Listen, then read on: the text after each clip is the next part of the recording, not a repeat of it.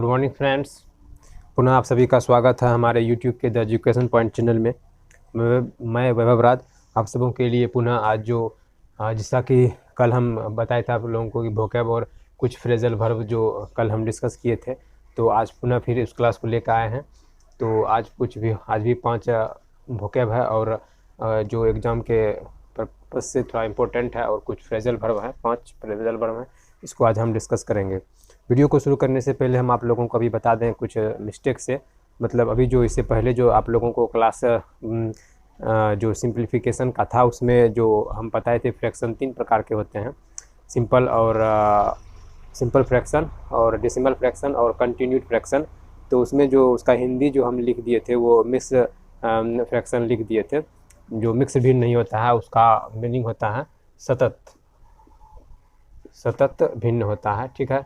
तो हम चाहेंगे कि आप सभी इस चीज़ को समझ गए होंगे, तो इसके लिए हमें माफ़ कर दिए होंगे, थोड़ा सा मिस्टेक से लिखा गया था, इसलिए उसको जो आप कंटिन्यूड फ्रैक्शन है तो उसको आप वहाँ पे जो मिश्र फ्रैक्शन लिखा हुआ है उसको थोड़ा सा आप शुद्ध कर लेंगे, वो है एक सतत भिन्न है, ठीक है।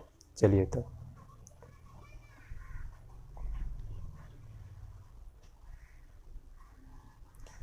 चलिए ठीक है। तो ये तो इंग्लिश का क्लास है, चलिए हम डिस्कस करते हैं वोकैब में आज है क्या क्या। तो डिफिडेंट है जो कि एडजेक्टिव है, से होता है हेजिटेंट होता है, संकोच हो गया, मेलिफाइड हो गया एडजेक्टिव है ये, इलीगल हो गया, फॉल्स हो गया, कॉन्फिडेंट है नाउन है एक, and intimate and trustworthy friends. उसके बाद कॉन्फाइड हो गया जो कि वर्ब है, to share secrets with someone whom you trust। उसके बाद है affidavit, a document of affirmation and trust. उसके बाद कुछ जो फ्रेजल वर्ब है, add fuel to the fire, भड़काना, स्थिति को बदतर बना देना, इसका मतलब ये होता है। एंड इंसल्ट टू इंजरी, जले पर नमक छिड़कना। डाइम और डोजन, एकदम साधारण।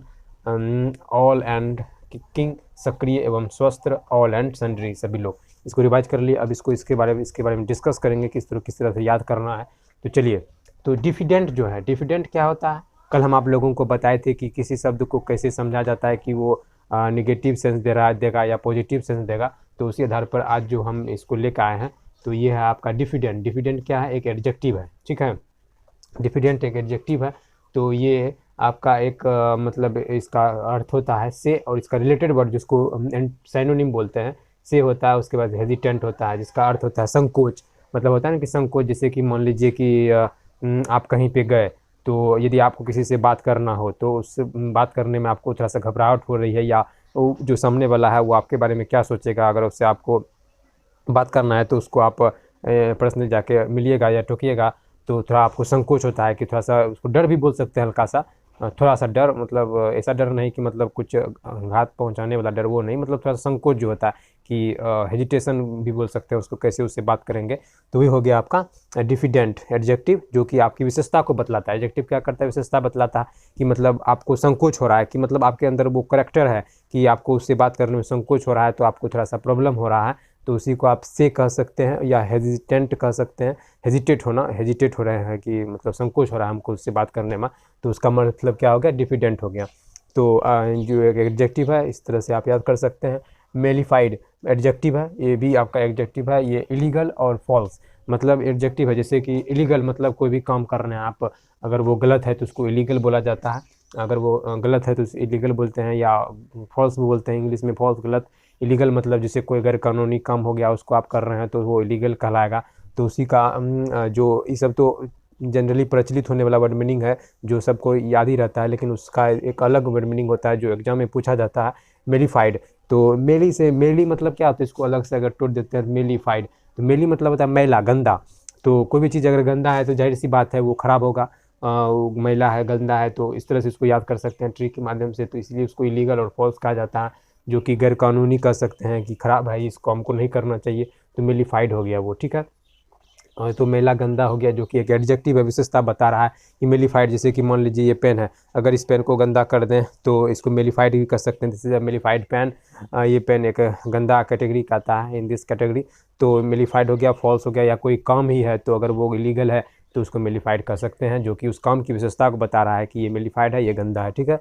तो कॉन्फाइड एक नाउन है, an intimate and trustful trustworthy friend, मतलब कि इसका मतलब ये हो गया कि कॉन्फिडेंट जो है, जो मतलब किसी के ऊपर विश्वास किया जा सके, कॉन्फिडेंट है उसके ऊपर। तो जैसे कि किसी फ्रेंड के, ये जनरली फ्रेंड सब के लिए कहा जाता है कि वो मेरा फ्रेंड जो है वो थोड़ा सा मतलब विश्वास करने लायक है, इसीलिए उसको इस तरह से बोल सकते हैं कि कॉन्फाइड फ्रेंड है, कॉन्फिडेंट फ्रेंड है, वो मेरा मतलब अच्छा मित्र है। इस तरह से आप उसको, जो कि एक नाउन है, मतलब ये एक नाउन है। तो अभी आप लोगों को क्लास में ये भी बताया जाएगा कि नाउन के पहचानने क्या तरीका होता है, एडजेक्टिव को पहचानने क्या तरीका होता है, और इस तरह का कुछ अगले जो वीक होगा उससे मंडे से हम ये भी ग्रामर का एक पोर्शन लाएंगे, जिसमें आप लोगों को नाउन से सारा जितना ग्रामर में समझने के लिए था, नाउन कैसे पहचानेंगे कि नाउन क्या होता है, एडजेक्टिव क्या होता है, मतलब उसको कैसे पहचानेंगे। जैसे कि मान लीजिए ट्रस्ट है, ट्रस्ट एक क्या है, एडजेक्टिव है, नाउन है, क्या है नहीं, ये सब चीज़ को पहचानेंगे। फ्रेंड क्या है, नाउन है, क्या है, ये वगैरह सब, अगर नाउन है तो क्यों है, या सिंगुलर नाउन है, प्रोनाउन, ये सब नाउन के बारे में पढ़ेंगे। तो आपको ये समझ आ गया होगा कॉन्फिडेंट क्या होता है, एक नाउन है, N intimate and trustworthy friend, ठीक है। उसके बाद है कॉन्फिडेंट। किस कल भी एक आया था, to share secrets with someone whom you trust, मतलब कॉन्फाइड जो होता है, सॉरी कॉन्फिडेंट नहीं है, कॉन्फाइड है। मतलब इसमें इसका अर्थ ये हुआ कि मतलब जैसे को इसका यूज वहाँ पे करेंगे कि मतलब जैसे आपके अंदर कोई राज है, राज छुपाए हुए हैं, अगर आपको किसी को बताना है तो आप क्या करते हैं, उसको कॉन्फाइड कर देते हैं, उसको समझाते हैं, बोलते हैं कि हाँ इस तरह से इसको करना है, इसको बताते हैं कि मतलब उसको आप बताते हैं अपने दोस्त को या किसी को भी जिस पे आप विश्वास करते हैं, उसको आप बताते हैं। तो उस तरह के, जैसे कि मान लीजिए कि हमको वहाँ पे कहीं पे जाना है, तो आप बोलते हैं कि हाँ हमको वहाँ पे जाना है, ये एक सीक्रेट है, कुछ काम है आपको जो आप किसी को नहीं बताते हैं, लेकिन आपको जिसके ऊपर विश्वास है उसको आप बता सकते हैं। तो उसको कॉन्फाइड कहते हैं, जो एक भर्व का रूप लेता है, ये भर्व होता है। भर्व भी क्या होता है, तो ठीक है, तो उसके बारे में भी सब सारा टॉपिक कुछ डिस्कस करेंगे। तो कॉन्फाइड क्या हो गया आपका, कॉन्फाइड हो गया to share secrets with someone whom you trust, मतलब कॉन्फाइड हो गया कि शेयर, मतलब जो आप जानते हैं उसको कैसे मतलब दूसरे को बताइएगा। इस तरह से आप अपने सीक्रेट को कैसे दूसरे के सामने में रखते हैं जिस पे आप विश्वास करते हैं। तो वहाँ पे जनरली उस ट्रस्ट के जगह पे आप कॉन्फाइड का भी यूज कर सकते हैं। जैसे ट्रस्ट होता है ना कि आपको आई ट्रस्ट यू, मैं तुम्हारे ऊपर विश्वास करता हूँ, तो then I can share all the things to you, you are my trustful friends या कलीग्स या रिलेटिव्स, कुछ भी बोल सकते हैं। इस तरह से आप यूज कर सकते हैं कॉन्फाइड का। उसके बाद है एफिडेविट। एफिडेविट क्या होता है कि जैसे होता है ना, जनरली लोगों से बोलता है एफिडेविट होता है, हाफिडेविट जो बोल देता है, वो एक गलत उच्चारण है, एफिडेविट होता है, ठीक है, हाफिडेविट नहीं होता है, एफिडेविट होता है, जिसका मतलब क्या होता है, document of affirmation and trust, ठीक है। एफर्मेशन मतलब एक डॉक्यूमेंट होता है, एक कोई पत्र होता है जो उसके बारे में प्रूफ देता है, साबित करता है कि मतलब हाँ ये चीज़ एग्जिस्ट करता है, इस जगह समय पर इस चीज़ को एग्जिस्ट करता है, उसी को कहते हैं affirmation, a document of affirmation and trust. और उसको एक विश्वास को भी बताता है कि एक प्रूफ हो गया कि मतलब हाँ, मतलब ये जो प्रूफ है वो एफिडेविट कहलाता है, उसी का हो गया डॉक्यूमेंट, एक तरह का डॉक्यूमेंट होता है। और एफर्मेशन जो इन्फॉर्मेशन देता है, एंड ट्रस्ट जो उसके ऊपर विश्वास किया जा सके। तो चलिए ये वोकैब था, चलिए हम डिस्कस कर लेते हैं जो कुछ फ्रेजल वर्ब है। क्या है phrasal verb, add fuel to the fire, मतलब ऐड मतलब क्या होता है, ऐड करना, किसी चीज़ को ऐड करना। फ्यूल टू द फायर मतलब क्या होता है कि मतलब ना जले पर नमक छिड़कना, कहता है ना, तो वही होता है भड़काना, स्थिति को बदतर बना देना। कहता है ना कि ऐड फ्यूल मतलब होता है ना कि जैसे आग लगा हुआ है, वहाँ पे आप क्या कर रहे हैं, और तेल डाल रहे हैं, तो जाहिर सी बात है आग पहले से लगा हुआ है वहाँ पे और आप तेल डाल रहे हैं तो और आग जलेगा, ज़्यादा जलेगा। तो आप बुझाने का काम नहीं कर रहे हैं और जलाने का काम कर रहे हैं, तो वही बड़ा है कि स्थिति को बदतर बनाना। स्थिति तो जैसा है, जैसे मान लीजिए कहीं स्थिति खराब है, कोई स्थिति, मान लीजिए कोई आदमी है वो ऑटोमेटिक मतलब परिस्थिति, विकट परिस्थिति से गुजर रहा है, और उसमें आप क्या कर दिए, और कुछ मिर्च मसाला लगा के कुछ बोल दिए और उस टेंशन में आ गया, तो इससे उसका स्थिति और ख़राब हो गया। उसी तरह कोई भी काम ही है, अगर वो पहले से थोड़ा सा ख़राब है, उसमें आप कुछ विघ्न डाल दिए तो वो और ज़्यादा ख़राब हो गया। तो उसी जगह पे उस चीज़ को देखते हुए जो फ्रेजल वर्ब बनता है, तो वही है add fuel to the fire, भड़काना, स्थिति को बदतर बना देना। ऐड इंसल्ट टू इंजोरी, ये भी वही है, जले पर नमक छिड़कना, दोनों का वही है। ऐड इंसल्ट, हमको ये लगता है ये दोनों जो है एक दूसरे के रिलेटिव है, तो वही बात है, ऐड इंसल्ट टू इंजोरी मतलब वही होता है, जले पर नमक छिड़कना। कोई मतलब वही विकट परिस्थिति में है, उसमें आप फिर अपना कुछ योगदान दे दिए जो कि आप उस आदमी उत्साहित हो गया, एग्रेसिव हो गया, गुस्से में आ गया, तो इस तरह से आप इसको भी एडेंशियल टू इससे भी यूज कर सकते हैं। अलाइव एंड किकिंग, सक्रिय एवं स्वस्थ, मतलब ये हो गया अलाइव एंड किकिंग, जैसे मतलब सक्रिय, जैसे कि कोई व्यक्ति है जिसे जो हमेशा अपना समय सारा काम एक निश्चित समय पर करता है और स्वस्थ रहता है, तो हमेशा वो अपने काम के लिए, अपने कोई भी चीज़ के लिए सक्रिय रहता है, अपने आप के शरीर के लिए, अपने आप का जो काम है सब चीज़ के लिए सक्रिय रहता है, उसी कहते हैं अलाइव एंड किकिंग। वो सभी चीज़ के लिए सक्रिय रहता है, ठीक है।